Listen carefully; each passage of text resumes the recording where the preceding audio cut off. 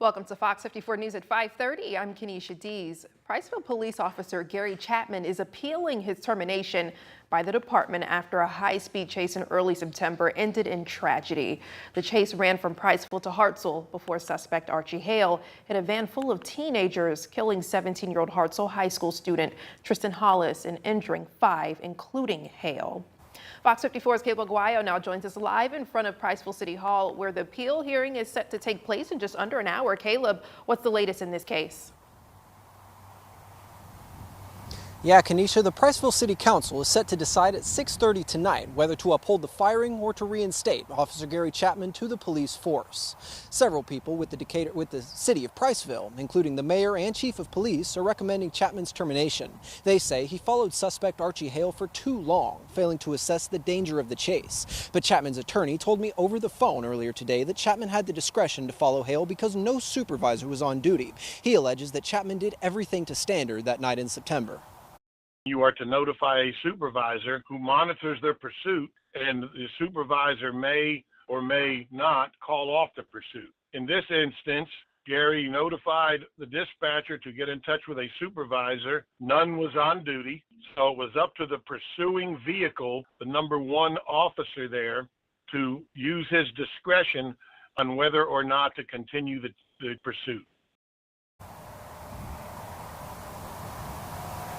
Morrow says they'll be arguing tonight that Chapman followed department policy during the entire chase. With that city council meeting set to start here in just a few minutes, I'm going to head inside now, and I'll have more for you tonight at 9. For now, live in Priceville, I'm Caleb Aguayo, Fox 54 News.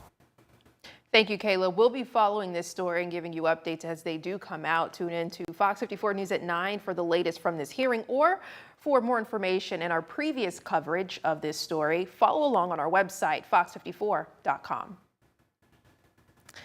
We do have a live look from Rainbow Mountain, beautiful, over in Madison. You can see that sun glowing. It was a lot of that today. Plenty of sunshine, barely any clouds, lots of pretty blue. Let's bring in Fox 54 Weather Impact Chief Meteorologist Jordan Dressman. Jordan, a sunny start to the weekend. It felt like there was barely any humidity. Yeah, there's almost no humidity as far as our atmosphere is concerned, which is why we really haven't seen much in the way of any sort of cloud cover. When there's no moisture present in the atmosphere, it's basically impossible for clouds to develop. I think that's a good thing because that means we get to enjoy the really nice, pretty blue sky. At least while we've got it sticking around. The sun's going to set this evening right around 6:12 or 6:13. Off to DeKalb County we go, much the same as what you just saw there from the top of Rainbow Mountain. Plenty of blue sky. The sun's on its way to setting.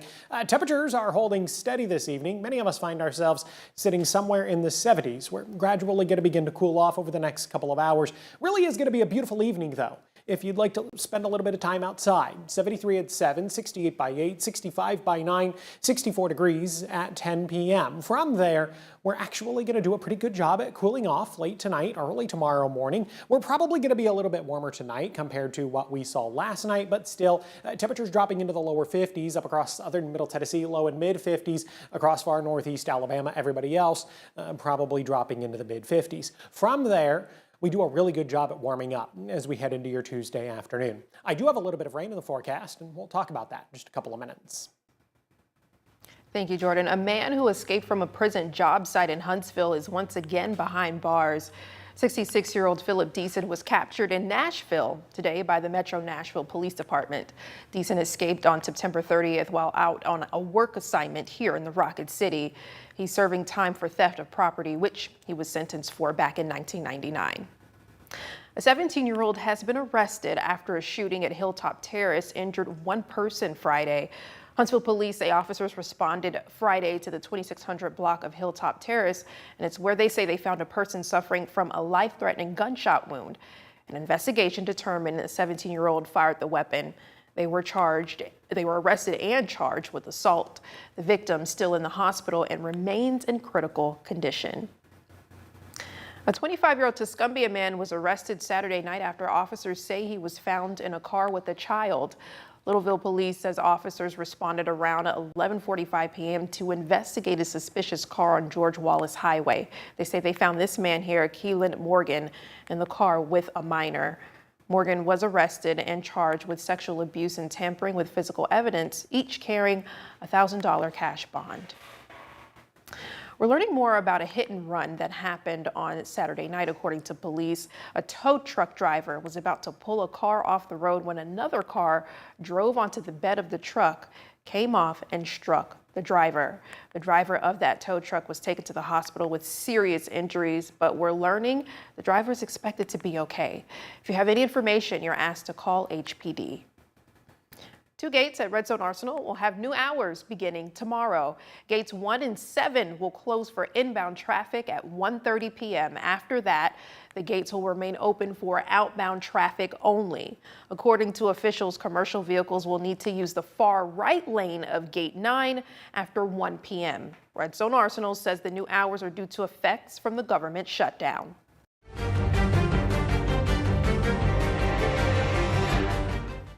As the federal government shutdown continues and financial strain deepens, One Gin Away is hosting mobile pantries, giving free boxes of groceries to impacted workers and their families. Food boxes may be picked up Wednesday at 8 a.m. at Johnny Grill's off of University Drive in Huntsville, and Thursday at 9 a.m. at the Texas Roadhouse on Cox Creek Parkway in Florence.